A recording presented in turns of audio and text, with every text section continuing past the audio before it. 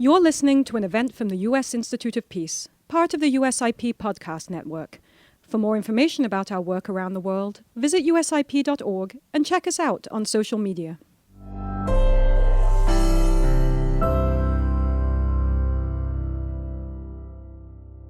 So at this time, I would like to welcome the distinguished members of our second panel, the subject of which is mobilizing technology, new and old. And we've heard a lot about technology already today, and it's quite clear that technology, the issues around it, are going to be a preeminent question for foreign policy community writ large and for the next administration. Our panel will be moderated by Ambassador Adrian Zuckerman.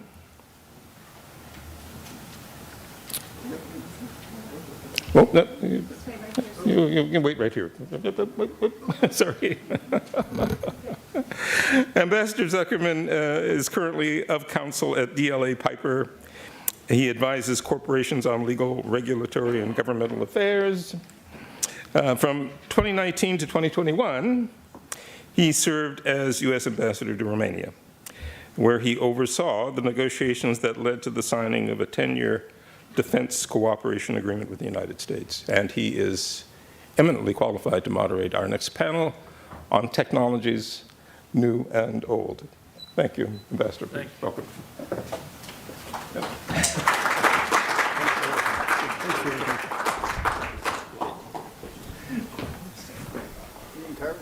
Yeah, yeah.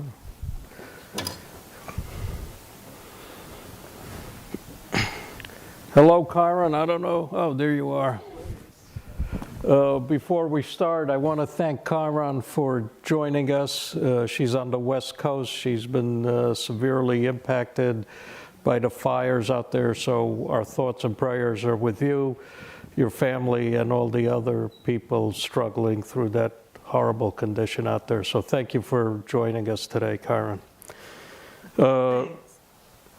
I also want to thank Ambassador Moose and Corinne Graff and your staff. What an amazing job you guys have done today. Fabulous. Thank you so much for letting us participate. Good afternoon, everybody.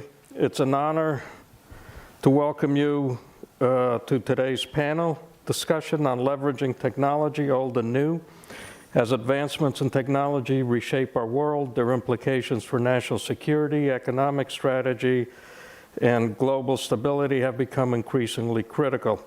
Today, we'll explore how the United States and its allies can adapt to and harness these changes to address the complex challenges of the 21st century. We are fortunate to have an esteemed panel of experts with us. Jim Carafano, Senior Counselor to the President and E.W. Richardson Fellow at the Heritage Foundation, who has done extensive work on national security and cyber policy. Tarun Chhabra, Deputy Assistant to the President and Coordinator for Technology and National Security at the National Security Council, who brings a deep understanding of how the current administration has been approaching these critical issues. Thank you. Tino, Cuéllar, President of the Carnegie Endowment for International Peace, whose expertise spans international law, innovation, and governance. And lastly, joining us online from Malibu, we have Kyron Skinner, Dr. Kyron Skinner, a distinguished scholar from Pepperdine University, whose research on national security and foreign policy informs our understanding of the global technological landscape. Thank you all for being with us. Let's start in the following fashion. We'll address a range of topics this afternoon, but to start us off, I'd like to ask each of you what you see as the most pressing technological challenges that demand urgent attention from national security officials today, and why. Jim, let's start with you, and then we'll work our way down the line. That's what happens where you're next to me. The first thing I want to say is, I know this is supposed to be like this precious, nonpartisan, bipartisan moment, which I think is awesome, but usually I'm much more comfortable being on the far right, so my seat's good, sir. Okay. It's not often that I get on the right of you. I do want to say, while I have the phone, is this guy is one of the great public selfless service for the American people. He was a fantastic ambassador. He continues to do great service really across the world on behalf of the United States. So thank you for your service and all you do. Really, I think that we should. It's just fantastic. So, we tend to always want to talk about change as we go from one administration to another. I also think it's important to talk about continuity. And I think it's particularly important, this panel is particularly important because I think one of the things that has become mainstream to the conversation about technology is it's not about the technology. When we say let's have a conversation about technology, it always becomes like our electrons versus their electrons. But the reality is one of the emerging and important dynamics that we have seen develop in the last couple of years is the threats to the physical infrastructure that carries the technology. And we talk about these things as these are kind of two separate conversations. And we're not making the mental connectivity between building a cable and then somebody physically ripping up that cable that's carrying the digital infrastructure. We have already seen, not just kind of freaking out about drones, but we've already seen people that actually had physical plans and intent to use drones to attack the infrastructure. So I think this has been a growing trend where we've seen both the Trump administration, the first Trump administration, and the Biden administration increasingly recognizing the importance of having these two conversations overlapping. And I hope that trend only continues to accelerate. It's not just about protecting digital infrastructure and energy infrastructure, but it's increasingly about the infrastructure that's in outer space. And I think these are the really big issues because they are the heartbeat of the world.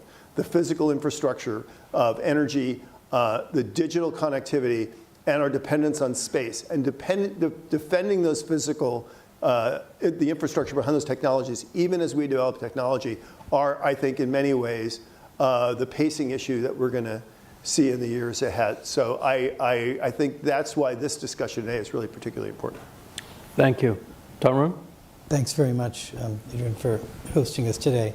And thanks to the USIP and other think tanks for collaborating on this event. So I'd put a few things on the table where I think there is actually a lot of agreement. We've built on policies that began during the Trump administration, and I think there's scope for the new team to do that as well. The first area is artificial intelligence. So, right now the debate between the leaders of our top AI labs in the United States is when, not whether, we are going to see capabilities that rival or exceed that of the most capable humans in all kinds of disciplines, whether we're talking about electrical engineering or biology. And the national security and economic consequences are really just hard to fathom.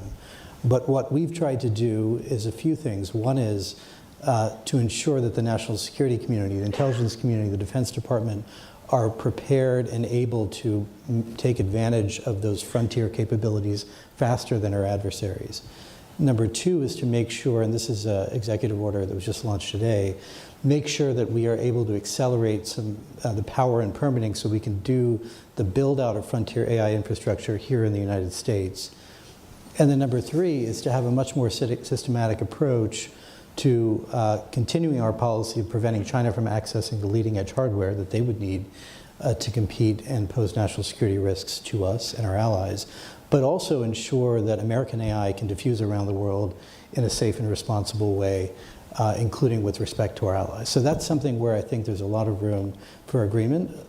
That will require adjustments in many cases on the part of our industry, and you're seeing I think a healthy debate on that right now, but I think there's a lot of scope for us to work together because it will be in the next administration, I believe, that we'll see the emergence of those kinds of capabilities. The second area has to do with really the nexus that Jim just talked about, and that's the nexus between our critical infrastructure and the world of the Internet of Things, where all devices are connected. And that's why we have built actually on authorities we inherited from the Trump administration, Commerce Department authorities, to secure what we call information communication, telecommunications technologies. Just today we finalized a rule on connected vehicles, which will really prohibit Chinese connected vehicles from coming to the United States and associated hardware as well, because of the concern that those vehicles are going to be deeply connected to cars around them, our infrastructure around them. It would be yet another vector to see the kinds of activity that we identified as Volt Typhoon.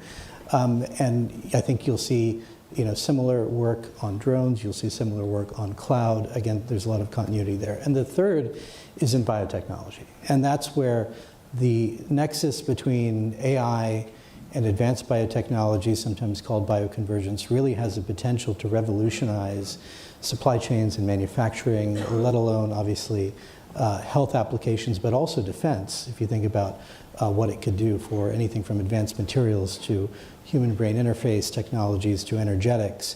And that's an area where I worry we're really not investing enough. China is investing a lot in that space. And I hope that the National Security Commission on Biotechnology, which is actually going to be presenting its report probably in the next month or so, can develop a bipartisan consensus to put us on a more competitive path in that space. Thank you very much. Tino? Ambassador, thank you. And I want to just point out that it's a delight to be on this panel. Thank you to the U.S. Institute of Peace and all its partners. And Tarun, great to see you. And Jim, I don't know if you remember this, but in 2008, you and I were on a panel very much like this. You look exactly the same. I feel a lot older, probably look a lot older too. I had no hair then. Yeah. I have no hair now. Thank you. As you said, consistency and change. I want to pick up a little bit on Tarun's point about biotech to make a larger point about the two things I think are most important for the U.S. with respect to technology and national security. The bio sector has been very critical to getting the U.S. and the world to be much more prosperous over time. I'm thinking about the Green Revolution, advances in public health, vaccines even, environmental science, pollution control, and all that. We have far longer life expectancies. We have greater wealth, greater time, more time with our loved ones before they die. All of that ought to send a powerful lesson to the whole world, and certainly to Americans, which is that the technology sector is foundational to our welfare and our well-being. But it's also foundational to our national security. So if I think about the two critical things for the U.S. over the next 4 years, 8 years, or longer around technology, one is simply to maintain the edge and to continue to be the best as much as possible on the tech frontier. So whether we're talking synthetic bio or biotech more generally, generative AI, other kinds of machine learning, quantum, the delicate ecosystem of universities, public money, private money, innovation through startups, diffusion of knowledge, government partnerships, critical contracts from the defense sector sometimes, all of that working together needs to be sort of respected and supported in some way. And I would note in particular, the attraction of applied research is an understandable thing. We want things to be turned into practical applications. But too much of an allure of that can drain the sector of basic research dollars that are also super, super critical. So one is making sure that on every lever we have, whether it's making sure there's room for startups, making sure we don't overregulate the sector, making sure there are public dollars that flow into basic research, we keep that innovation system going. Second, though, is recognizing that if we're going to apply any technology, it could be synthetic bio or generative AI effectively, we have to get away from the idea that fast deployment is somehow anathema to taking some care to making sure that there isn't some danger associated with it, or that we're not learning at the same time. So I'm for running fast and hard, but making sure in the process we do plenty of testing and understanding what's not going well, and we can iterate and make it better. Thank you, Tino. Karen, we're ready for you. You've been patiently waiting. I'll say up there because you're above my head here. So, well, please. Let me begin by thanking you, Ambassador Zuckerman, for your friendship and for supporting me during the second or third evacuation that I've experienced. There's been so many since early December, but it's good to know that we have a country that cares, and there's a lot of finger pointing here in Los Angeles, but I've seen people come together and work together in ways that defy the political divide in Washington. So that's a good part of this. I'd also like to thank Ambassador George Moose, whom I have admired for many decades and had such a distinguished career at the State Department, encouraged numerous generations of African Americans and others to pursue diplomacy. And his partner, the Chief of Strategy and Research, Corin Graff, they've done an amazing job in bringing us all together very quickly. The question you put to us is an important one, and I would say that our single biggest national security threat also affects technology, and in my view, it is K through 16 and how we're educating young people. And I say K through 16 and not K through 12 because universities have a stake in the problem as well. We actually need to get back to the 3 R's and more STEM education and more STEAM education.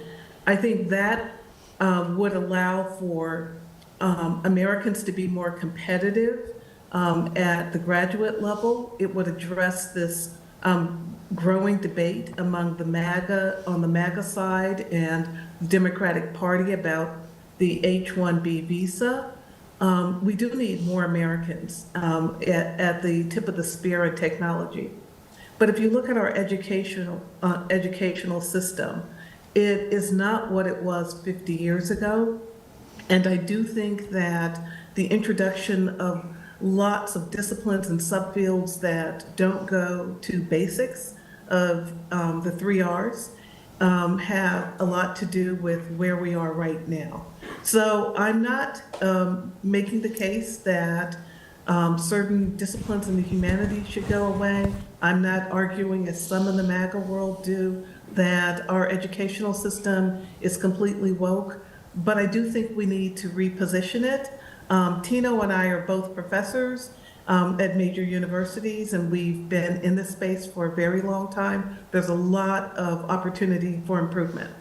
And I would say also, we have not found a way to fully address the digital divide at home.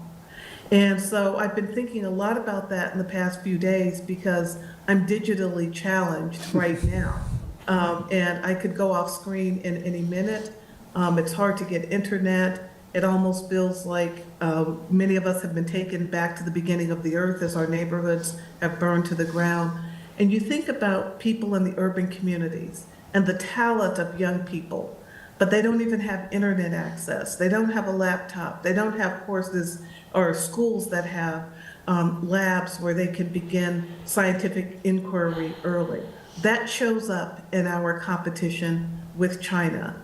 And it's very critical that we bring our innovation and creativity in the American public back. No one can beat us in the world when you unleash us in terms of creativity. And that's one of the reasons I don't worry about the Chinese so much. They don't have a lock on the creative spirit the way that the American does because of our history and other factors as well. There are many other points that I could make, but these are important ones. I did want to respond a little bit to Tino's comments. I believe that the ecosystem of the university, of the private sector, which spins out startups, and government is what produced the great American economy post-1945 that got us a man on the moon, that led to the base technologies for stealth weapons with some anti-Vietnam postdoc in a lab with long hair doing cool science. But I think we've gotten away from it, and we are now leaning more toward startups in the private sector and the role of the university and government. And I don't think in the long run that helps our technological development or our national security, because there's something about having the university and the government together owning the problem. Private sector, important, but it doesn't see the problem in terms of national security, in terms of some of the bigger societal issues. that happen inside the university when it's working well and when the government like DARPA is working well. Thank you, Karen. I want to come back to some of the issues that have just been raised, but first let me turn to an issue that's been on my mind and I've been dealing with recently. As some of you may have heard, there have been a variety of hybrid and cyber attacks in Europe. There have been over 30 this past year, and recently in Romania there was a massive cyber attack by the Russians attacking the Romanian electoral process with help from the Chinese through a variety of manipulations in the algorithms on TikTok. And my thinking here is, well, that resulted in the annulment of the first round of the Romanian presidential elections.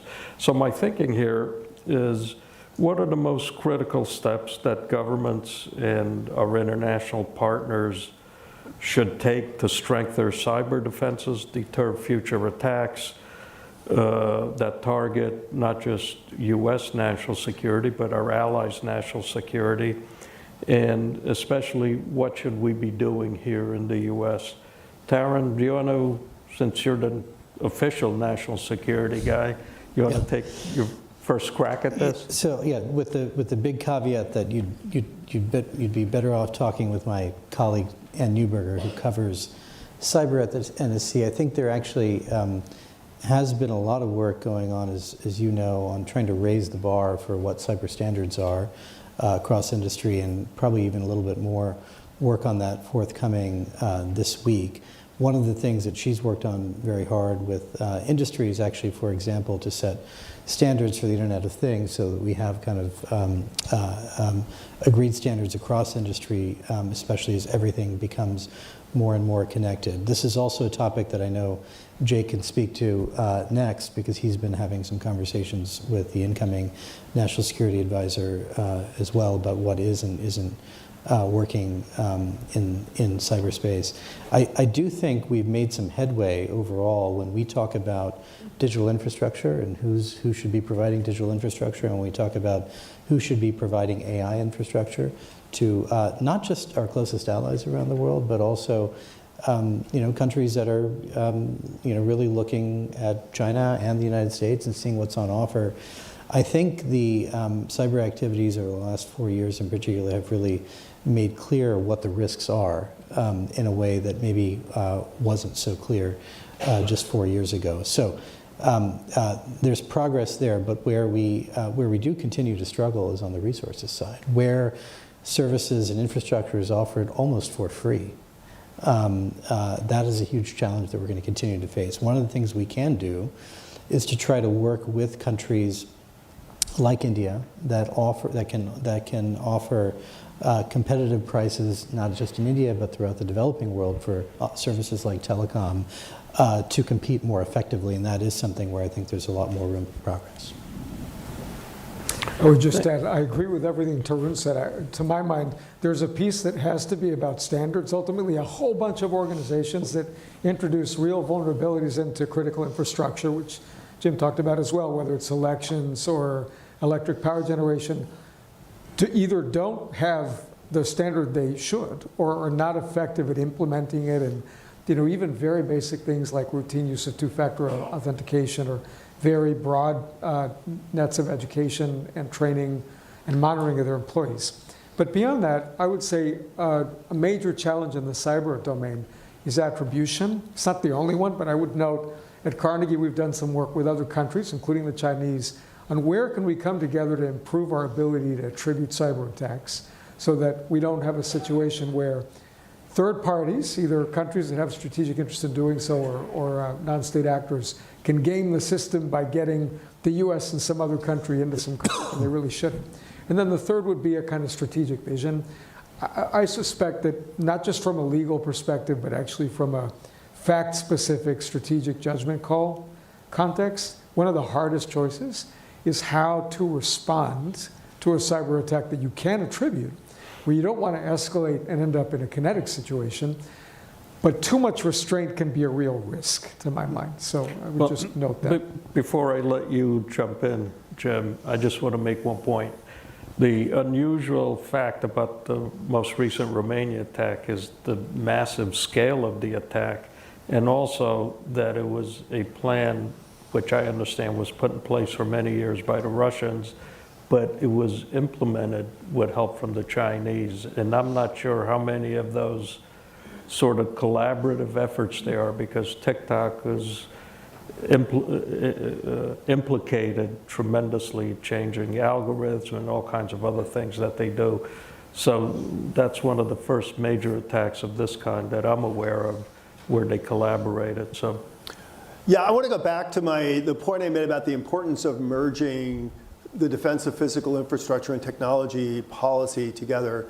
And I think two lessons from 9/11. The first is post 9/11, we made a lot of advances in thinking about the physical protection of infrastructure, and it was almost exclusively with non-state actors, right? Because we never thought that a state would dare to come after our infrastructure.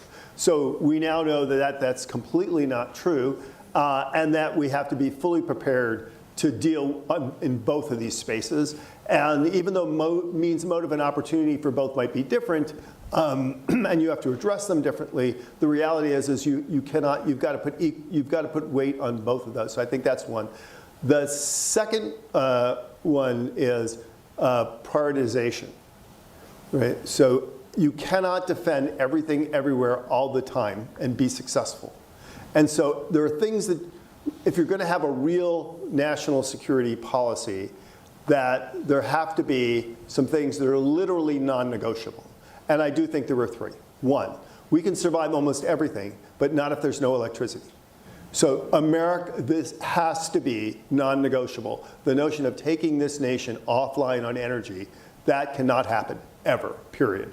I think we're similarly dependent on digital connectivity. The notion that that could be denied to us, simply unacceptable. And I think the third one is physical space. We need to own our skies to be protected against physical attack. And when we say skies these days, it doesn't stop at the air above us. It extends to cis space, which I don't even know what it is, right? And it has nothing to do with gender, right? But it's beyond, it's not just low Earth orbit, but it's the spaces beyond low Earth orbit which will support the critical physical space infrastructure that allows us to do space here on Earth. So what I would love to see from an incoming administration is say, we may get a lot of things wrong, but you can shoot us and fire us if we don't get these three things right. And I do have two other comments that I wanted to say because I think they're important. One is, oftentimes, again, a lesson learned from 9/11, and I think we continue to screw this up, is we say, we kind of think this is a very symmetrical ways. It's our electrons versus your electrons. We solve cyber problems with cyber defenses or cyber attacks. And the reality is we are not fighting against, we are fighting against actors, not against electrons. And so you have to have a complex response. Maybe the best way to deter attacks to your physical infrastructure or cyber things, or is just having good comprehensive policies. Doing biotechnology investments in places where you're creating more risks than you're solving problems. Don't let enemies do terrible things to your infrastructure or do politically aggressive activities and not make them pay a price for that. And the last one I want to get to is the most uncomfortable which is two things can be true at the same time. And I think Romania is a good example. What we saw in Romania was a deliberate attack about political interference by foreign actors trying to change an outcome, which was actually going to be not good for Romanians, not good for Europeans, not good for Americans. At the same time, the reason, I think if we're honest, why those attacks had fertile ground to plow in is because I think the mainstream Romanian political parties have failed the Romanian people. And whether voters didn't care if they were being sent messages by Russians or Chinese or whoever, they didn't like what they were being offered, and they wanted something different. And I think both those things are true simultaneously. We've got some poor governance, and we have enemies taking advantage of that.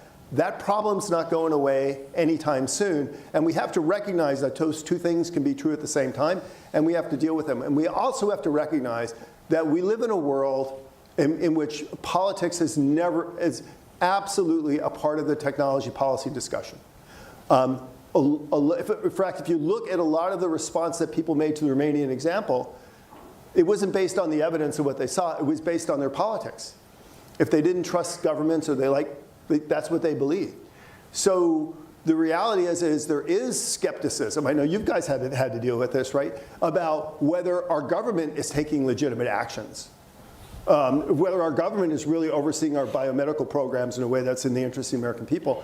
We can't pretend that all that's disinformation and not true, and that we don't have a serious obligation as we do these things to protect Americans and our friends and allies, that we also have an obligation to provide the level of transparency and confidence that we are actually doing these things in a credible, responsible way. And anybody that writes a technology or physical security problem and doesn't recognize that they have a trust deficit with Americans and also with many of their friends and allies, and they have to address that as well as the physical problems, they're never going to have successful policies. Thank you. Karan, do you want to jump in quickly here? Sure. I think this discussion motivated, Adrian, by your example in Europe, speaks to something that Donald Trump campaigned on in 2016 and was aggressive about during his first term, and has had a big impact since then. And that is NATO having its members live up to the Wells Pledge of 2% of GDP toward mutual defense. When I think about this conversation, it makes me confident that NATO will survive and probably thrive, because the coordination that comes from having mutual defense equally or close to equally paid for gives assurance that more money is going into R&D and the discovery of exotic technologies that can block a lot of the aggression that we're seeing between Russia and its attack on Ukraine right now. And it will make countries like Romania a lot safer. So I think technology bodes well for the future of NATO, which I know many of our Democratic friends are worried that Trump will try to remove the US from. So that's one point. Another one is someone talked about the attribution problem in the technology space. We're better off on attribution issues than we were a decade ago. But this takes me back to a comment made by Uganda's ambassador in the previous segment. We need all states on our side in the technology race. And if we're on the one side doing social engineering as a way to get foreign assistance, and then we will need that same country later or simultaneously in some kind of kinetic fight that includes technology that may exist in that country, or that country has been weakened by some of the things that we do, and in addition to their own governance issues, we create wayport states for bad behavior. And that makes the attribution problem all the more difficult. The weaker other countries are, the more technologists who want to harm us gravitate to that space to increase the likelihood that they won't be discovered. So I think there's a bigger conversation about all aspects of our policy. If we're serious about using technology for good, to block war, to stop conflict, than we've had in the past. Thanks, Karen. And that's a good segue with regard to NATO, because President Trump was absolutely right 4 years ago, 8 years ago, I guess, because up until this year, only 9 countries of all the NATO members paid their 2% Wales pledge. And still today, 9 countries of all 32 current members still don't pay the 2%. And there's one country, which I mentioned to Carla earlier, doesn't even have any tanks. And I seem to recall the World War II movies with German tanks rolling through Holland, and they've got no tanks today because the current Secretary General of NATO, when he was Prime Minister of Holland, sold them all to the Finns. In terms of NATO and what its role should be, what should we do here? Should we invoke Article 4? Should Romania seek guidance and help from its NATO partners? We all know there are 5 areas of warfare: air, land, sea, space, and cyber. NATO, and I think most of the other world's democracies, are probably least prepared to deal with the cyber attacks, which we have seen over the last year, 2 years. Well, look, What should we do? I'll just note, there has to be some space between invoking Article 4 and doing nothing, right? To my mind, the whole logic of deterrence being what it is, and also the stakes of getting all of NATO involved being what they are, one can't do nothing, but this is why some of what the US and its allies, NATO, will have to deal with over the next few years will be a set of tools, some used publicly, some not, that are effective at creating a real deterrent, a cost, either to the non-state actors who are involved or to the state actors. I would add something else, which is, it's probably useful here to bring back a little bit the longer term perspective. We have these incidents that occur that are very heavily technology focused and implicate a decision that has to be made to protect in the short term. But medium to long term, the real issue, to my mind, is will democracies, the US and its closest allies, retain a strong and unambiguous technological advantage on frontier technologies like generative AI? And given the widespread, not only dual use, but like pervasive usefulness of the technology, that's really where it's at some level. And that gets back to some of the issues that Kyron was bringing up a little while ago. And I should say here, I agree with you, Kyron, about universities. And I note that, to my mind, that innovation ecosystem does have to leverage the startups. But it is concerning to me that if I think about a story where democracies retain advantage, it will have to be by leveraging their strengths. And one of them is an effective science side to the higher ed sector. And frontier AI, as Tarun knows, is the first time in recent memory, really, where we've had that sector not really be anywhere near the frontier when it comes to actually figuring out how to take the technology that we have right now and take it a step above. That doesn't mean that what's happening in the university isn't relevant. It just means we have to think a little harder about how to make sure that stuff outside the corporate sector retains a really critical role in the system.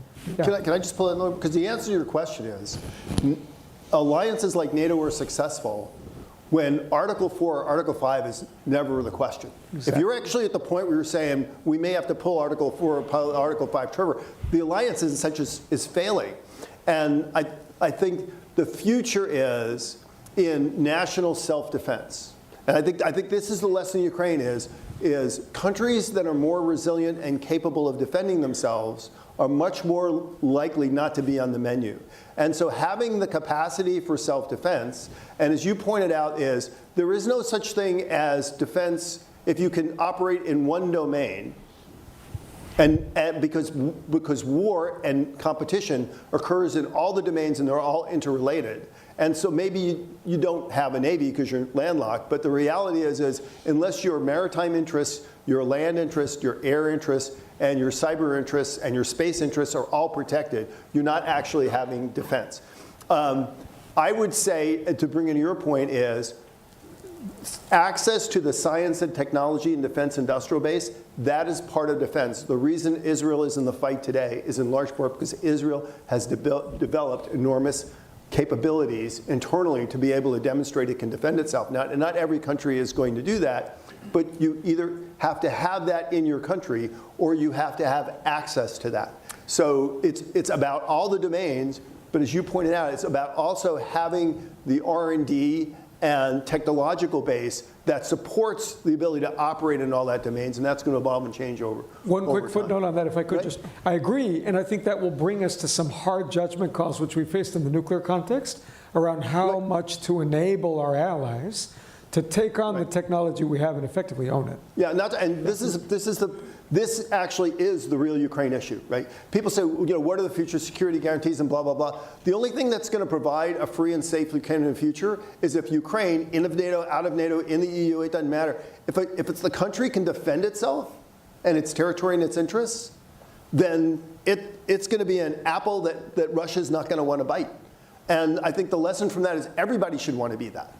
Yeah, but part of the problem here, the reason I raise Article 4 of NATO, which is just a discussion amongst the member states with regard to these attacks as to how best to coordinate a response. And I'd like to go to Tarun to put you on the spot on this. Absent of that, it's my impression that none of these countries individually, like a Romania or like France, which has been attacked, the UK's been attacked, there have been hybrid and cyber attacks throughout Europe, from explosions to cyber attacks to all kinds of other kinetic acts.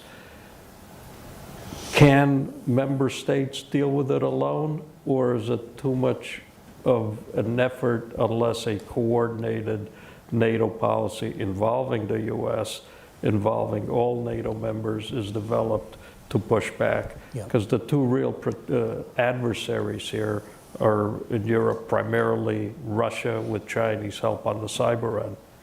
Yeah, look, I think Yeah, this, so let me speak to that point. I think it's really critical, and it relates to what Jim Carafano said just a moment ago. Deterrence is really difficult. And deterrence actually is the exception, military deterrence, not the rule. And when you have European countries very close to each other that don't have the kind of economy and size and population and military power that the US has, or that Germany and some of the other members are blessed with, they've got to have support from the bigger members. And no matter how much they try to prepare themselves, they don't have the capacity to be credible in terms of deterrence. And when we look at world history, one of the best periods for deterrence was during the Cold War, and it was the presence of nuclear weapons. Nuclear weapons do have a deterrent effect. That's why nations want them. That's why North Korea has them. That's why other countries are contemplating them. And so I think we just have to really understand how hard deterrence is. I also think that we have to know more about, and this is not as much the case for Europe as it is for the global South, understand culture, people, history better, because that affects what they will accept in terms of deterrence. And so I think those kind of soft power issues are much more critical in the technology space, in the military strategy space, than often appears in our conversation. I don't know if this helps you, Adrian, but I think Romania needs a lot more support. That's what I come down to, come down on that side. It helps Romania, it doesn't help me. Tarun, let's come back to you. You started so, look, I think Karen's point is right. This raises a broader question about what can and can't be effectively and credibly deterrent in terms of cyber activity. At one end, there's kind of typical, there's espionage. At the other end, there's physical effects on our critical infrastructure, which Jim was referring to earlier, and where we're going to respond, how we're going to respond, and how we're going to respond in the context of an alliance. I think we can have a lot of debate about. Just to be very practical about this in the meantime, we should not be allowing new vectors of attack to come into allied countries. Right. So what's happening right now, you have a lot of allied countries that are allowing, potentially, if this goes unchecked, millions of vehicles that can collect data that could become vectors for sabotage, right, into their territories. The same thing with drones, potentially the same thing with cloud services, potentially the same things with advanced biotechnology equipment as well, in terms of thinking about data security that has real national security consequences. So, we have these discussions with the European Commission.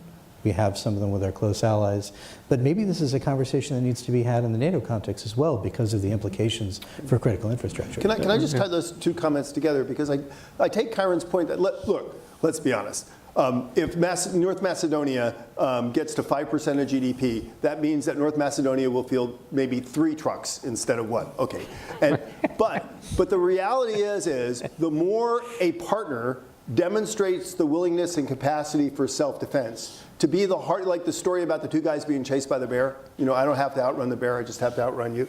The more you demonstrate that you are a harder nut to crack and convince people that maybe they should go someplace else, the more it's likelihood that the larger powers like the United States will see you as a valuable strategic partner, and they're going to bring in the capabilities that actually provide that inherent deterrent to you. But I think the one point which is we all kind of get it, the joke at this point is, the age of security-free riding is over. And if you want to be part of the team, you've got to demonstrate that in your own self-interest, that you care as much about your own security of your own nation as you want your larger partners to care about. Well, I think, Jim, you made a very good point on that, and I think building on what Tarun just said, one second, Tino, I'll come, because I think what Tarun just said and you emphasized is there has to be a recognition of the dangers when you deal with companies like TikTok, Huawei, ZTE, Hikvision, and there's a whole bunch of others, from dumping to hacking to you name it, and there are a number of Russian companies as well as Russian infiltration in a variety of governmental agencies and entities across Europe and in other countries. So how do we deal with that? Tino, well, now we're getting to some of the really hard issues. I just want to make a comment about Jim's point. I'm sorry, I was told to give you guys the softball. I made a mistake. So Jim is right that the way the political conversation is going geopolitically, even alliances are getting another look. And my sense is that the strategic logic of the system of alliances the U.S. has built around the world is very strong. And it's hard to imagine an effective architecture to defend American interests that doesn't heavily rely on critical alliances with South Korea, with Japan, with NATO. That said, you know, this is all getting another look, and there is a perhaps understandable focus on what the dollars and cents are to support that infrastructure. And I'll just note here that the reason this is tricky is not because in principle burden sharing is a good thing. Right. It's that the signals that get sent back and forth about how much is expected, what it really means in practice, how that's supposed to change the structure of the alliance, does end up raising interesting questions probably about how reliable and secure the alliance is. I mean, this is a subset of the larger question of, like, it's hard to know what rhetoric to take seriously when it gets spoken by somebody who's going to have a lot of power. And, you know, the spillover effects end up being partly about nuclear at the end of the day, when you've got countries that are taking seriously this point Jim is making about how do I reliably assure the defense of my people as part of a network of alliances that now is getting a little bit of a second look perhaps.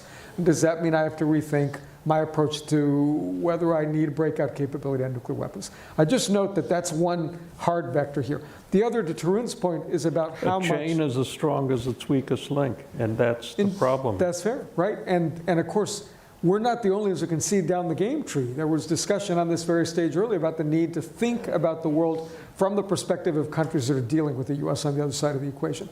But I think to Tarun's point, the high fences, small yards discussion and all the related things around export controls and around thinking hard about the risk to our allies and partner countries of dependence on technological infrastructure from an adversary, to my mind, it just reinforces that we are trying to reconcile two things that are hard to fit together, which is, on the one hand, an approach to technology and security that is harder and more demanding and sees more of the risks of great deal of integration, at the same time the benefits of an economy that's still global and has global supply chains.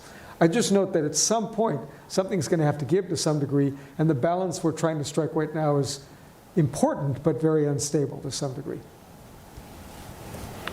Thank you. Can I jump in for a second? Quickly, we need to move on. Oh, okay. I just wanted to say Tino's comments are just so reassuring to me in terms of the theme of this conference, which is about passing the baton and supporting bipartisan foreign policy. I remember at the groundbreaking for USIP, I was a guest of George Shultz, and as a young professor, I thought there's no way this organization can do what it says it's going to do in a town like DC. But when Tino talks about new partnerships and what's evolving in this period, it takes me back to, again, some of the things that Donald Trump campaigned on in 2016 and that are part of the core principles of the Trump doctrine. I think nations are going to join us who are going to try, whether they can live up to all that they should do for their economy and society and security. We're going to see a very creative period in diplomacy. Relationships we didn't think existed or could exist before with the U.S. Are en route. Thanks, Karen. Let's move on to supply chain. In addition to cybersecurity, the issue that the next administration is going to have to deal with is securing renewable technology supply chains. China's dominance in critical mineral supply chains poses a strategic challenge to the U.S. competitiveness, its allies' competitiveness. How should the U.S. balance its efforts to secure vital resources, including forging international partnerships or potentially other means? So, Tarun, you've been going towards the end. We'll lead off with you this time. So at the beginning of the administration, we identified 4 critical areas where we thought we had big problems that we needed to try to solve: semiconductors, batteries, critical minerals, and APIs for pharmaceuticals. And so, I would say we've made progress, I think, on 3 of those. Semiconductors, thanks to bipartisan support for the CHIPS Act. We'll have to grade it some years from now to see what really comes online in terms of production and moving away from overconcentration, particularly at the leading edge. And that's become only more important with the acceleration of developments in artificial intelligence right now. I think with the IRA, we're making headway on the batteries and the minerals front, but not fast enough in those. And I don't think we've made as much progress on the API front. That's where we've tried to work with Korea, Japan, the European Commission, and India actually to kind of align our incentives, programs, and our buying power to make more progress. But I think a key challenge that the new team is going to face is China is now lining up its arsenal on critical minerals and other kind of key raw materials. Basically, it's for retaliation purposes, and we've seen this in the context of responding to some of the export controls on semiconductors, semiconductor tooling, but it seems more and more that that's being lined up now to retaliate against potential tariffs as well. Now, in some ways, that may help us accelerate what needs to happen anyway, which is linking arms with our friends, imposing the right trade measures to ensure that nascent efforts to get minerals processing or API production off the ground are not undercut when China immediately drops the price on a lot of that production, which happens not just to us, but talk to our allies in Korea or India as well. It happens to them routinely. So I think a key question, though, on the renewables front is really whether we can agree that even if there's disagreement about climate change, even if there is a difference of views on how much we reinvest in fossil fuel production, that we still have a competition underway in the renewable space, whether we're talking about SMRs for nuclear, whether we're talking about geothermal energy, and that the United States wants to be in a position to provide the most advanced and the best technologies in the world, because those will be the new commanding heights. I hope that's an area where we could come to agreement that that competition will persist and we need to win it. Tino, I would add, that was nicely put, Tarun. I would add, let's just assume hypothetically that a policymaker doesn't particularly care about climate qua climate. There are 2 other reasons to care about your question, Ambassador. One is American energy security. At the end of the day, sustainable energy is part of the mix along with other sources of energy. And then the other is ultimately that there is a demand around the world for sustainable energy and energy transition sort of infrastructure, as it were. And if the US is going to be competitive, that means understanding a core challenge, which is the energy supply chain is not one that works if it's just the US or even just the US and its absolutely closest partners like the Mexicos of the world and so on. Anything that is actually going to be competitive globally relative to our toughest adversary is going to require 25 plus countries working together. And I think that will require some mix of thinking hard about what these other countries need and want. In some cases, it'll be mobilizing private investment for their own energy transition. In some cases, it'll be geopolitical. But also recognizing that this effort has to be framed and executed in a way that's going to benefit American workers at the end of the day. So some degree of attention to the domestic side will be necessary to hold together a coalition that is 25, 30, 35 countries strong. Carnegie, what do you think? This is one of the key issues, and we saw the supply chain problem front and center during COVID and really constantly since then. And it goes to this larger point about new partnerships. For the U.S., and it relates to, I think, manufacturing and a number of other issues that we've been talking about in the MAGA world for several years. We need reshoring, we need friendshoring, and we need nearshoring. And in a collection of countries, it was just mentioned you need about 25.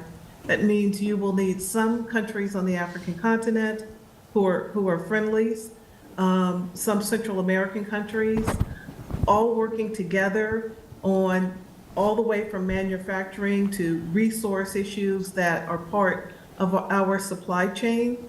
And this is just one more reason that we're in a period of really creative diplomacy. Who will be in our space, and our allies will look very, very different by the end of the Trump administration than it looks now, or at any point actually in our history. So, so you asked the wrong question because they're three separate questions. I'm prone to do that. They demand three separate answers. Personally, I think that solar, wind, and EVs are marginal technologies, and I'm not going to invest a lot of things trying to save them because I actually think that this overinvestment in them has actually been to our detriment and to our friends and allies' detriment. You pointed out the rare earths problem is not a supply chain problem. It is a economy problem. It's about commodities. Every time anybody tries to do anything in that space, the Chinese drop the price so much that whatever you want to do, no matter how much you want to subsidize, it becomes literally unaffordable. And so until you break China's OPEC-like control of pricing of commodities, that's a bottomless well. So that's a different problem. It's not about a supply chain. It's about economics. And the pharmaceuticals is a national policy problem. You should not buy things that are strategically essential to you from the one country that wants to destroy you. So you cannot buy pharmaceuticals from China, right? This is an area where there are other people that both can supply and have the capacity to supply it, and there are a whole bunch of sources, whether it's friendshoring, nearshoring, or reshoring, that you can do that. But you just have to say that the days of being strategically dependent on China for a product or service, those days are over. Otherwise, you're never going to fix that one. Thank you. You're welcome. I'm told we're running a little short on time. I just want to ask you each a very quick question, and then I hope we have a chance for questions or no. In your opinion, and we'll start with you first, Kyron, but very quick because we have to go. What is the most important tech issue that's facing our country today? Asking a professor to go quick is never a good idea, but cut her mic. Having a microphone is a very fun thing. It's probably the best that we can do. In terms of our cyber protections, I would say that having, and I'm focusing on the State Department because I serve there, building up cyber diplomacy is really critical. During the Trump administration, we weren't able to get a cyber bureau. The Biden administration did it very, very quickly. But understanding issues around data science, data analysis, computational thinking, infusing that into what our diplomats do will have a huge impact on, I think, our overall security. And in my mind, that means elevating some of the functional bureaus like INR, because issues around cybersecurity are really tied to our understanding of intelligence. So I would say I'd like to see more of this field growing called cyber diplomacy. I'll be super quick. AI, quantum, life sciences, and space, non-negotiably, you have to be the world's leader. I would narrow it even more to say I think the key question is how the new team manages the really profound capabilities coming online with AI that I think will drive progress in all of the other fields that Jim mentioned. How we maintain stringent controls on China's access to the leading edge hardware, how we manage the diffusion of the technology so that the world is using American AI, how our national security agencies can make the best use of the technology, and how we can ensure that the leading infrastructure to build it out happens here in the United States. So Jim mentioned 4, Tarun mentioned 1. I'm going to broaden it to 2, but they're complementary, and I think you're going to see it's the same theme. I've been watching this AI stuff for a while, and I've been really struck by the speed of the increasing capabilities between GPT-4 01 and 03 on math specifically, and very, very advanced math capabilities when you get to being capable in a model of getting results that are akin to what you'd get from a very sophisticated mathematical human thinker, turns into a virtual computer engineer really quickly. So the recursive improvement cycle, it's not that far off. And to my mind, the question of how we unlock the possibilities, not only for national security, but for human prosperity, well, just keeping the ability to control the technology and to understand how it works effectively as we race to integrate it into our lives, that's pretty profound. And I just think that depends to some degree on this whole amazing system of democracy we have in America working well, being able to bridge political divides, having honest conversations, balancing the speculative with the very hard and fast things we know for sure, and the possibilities with the risks. Well, thank you all very much. Thank you, Karan. Thank you. Do we have time for a few questions or not? Two? Okay. All right, 2 questions. Any?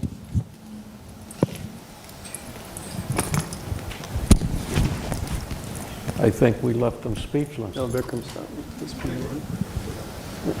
that. There you are. Hey guys, thank you so much, Ambassador, and such good friends, and the whole team at USIP. It's been a really tremendous day.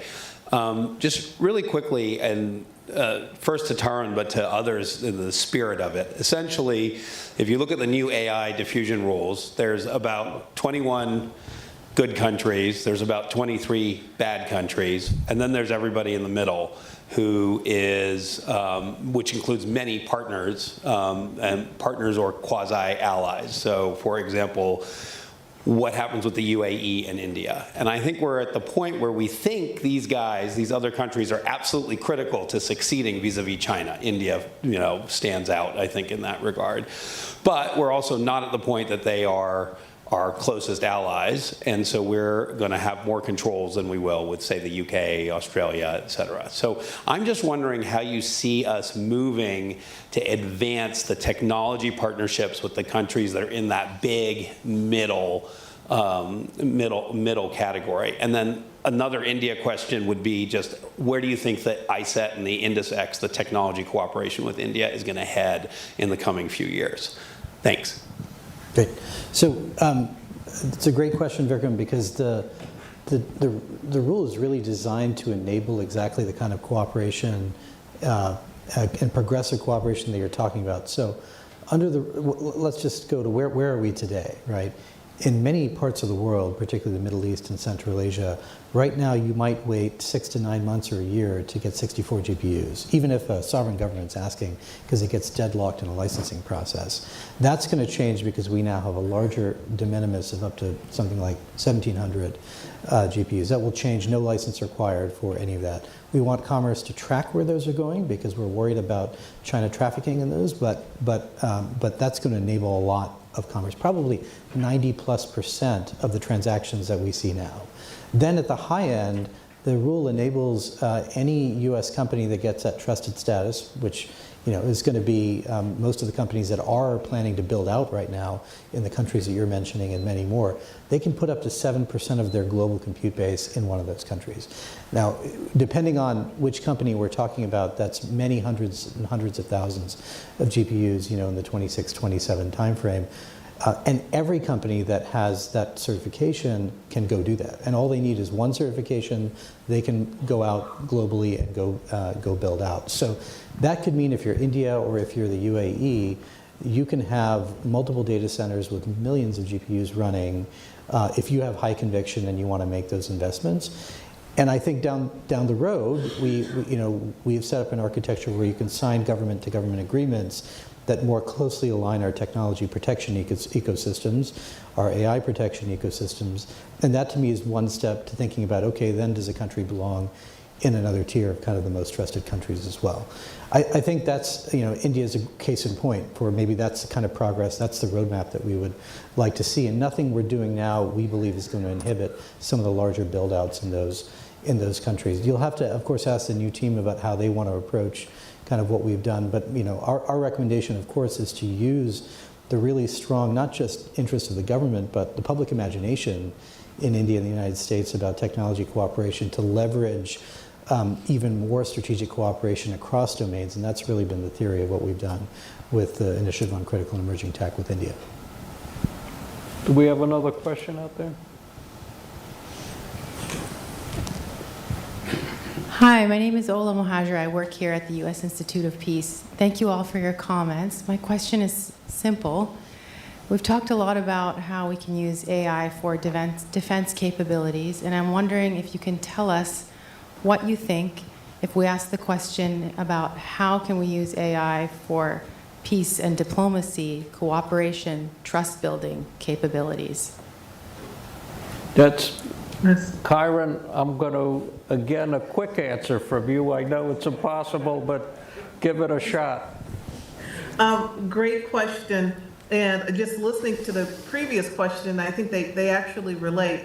During the nuclear era, we quickly came to nuclear norms, no first use of nuclear weapons, limit the number of nations that would have nuclear weapons. We were kind of an anti-nuclear proliferation world. The problem with AI and cybersecurity, especially if you're coming from an America First standpoint, where you're saying put your national interest and national sovereignty first, is that it's going to be difficult to establish cyber and AI norms. And even if you do, how do you enforce them through IOs? This is a big issue, I think. And so the issue of peace and security and societal development is going to be difficult because I think each nation will be approaching it from its own technology standpoint. We just don't have the norms in place yet. And then you have too many non-state actors, which is different than the nuclear era, who can do harm. And if they are protected in a wayport state, that's a real problem. Thank you, Kyron. You tried. You did a good job. Thank you. Tino, I like the question. It's a great question. If this technology can boost productivity as much as it promises to, there's more of the pie to share, and that can help achieve agreements. Also, some early experiments indicate that the technology can help bridge divides in terms of getting people at the micro level to understand each other better. That's not to say that if people don't have really strong, powerful interests that are divided about water, about food, that you can bridge it with some digital platform. But at the margin, that can help us. And then finally, the carrot of having access to advanced AI in ways that can really spur development domestically on education or medicine is a powerful way to build a conversation around how an actor like the U.S. can facilitate bargains around the world. Okay. Yeah, just very quickly, yeah. So AI is going to be used for everything. So I don't want to say it's a dumb question, but the reality, there will be nothing that isn't AI enabled. But how do you be world class? How do you make sure that you are running faster than the other guy being chased by the bear? And it's always going to come down to two fundamental things. The speed and volume that you can process and the access to data that you have to deal with. The person that can do those two things the best, they're going to kick ass on everybody else. Tarun, you want No, to wrap look, this up? You'll be the last one. Look, I very much agree with Jim. It's going to be everywhere. We're already, I think, kind of seeing leading U.S. companies, agencies like the National Science Foundation, already kind of working with partners on AI for agriculture, AI for all kinds of development purposes. It's just going to be ubiquitous. And I think the question is, how quickly can we kind of integrate that into our toolkit from a diplomatic perspective? And how can we leverage the amazing work that companies are doing already around the world? Thank you all very much. All the panelists were absolutely fantastic. We had a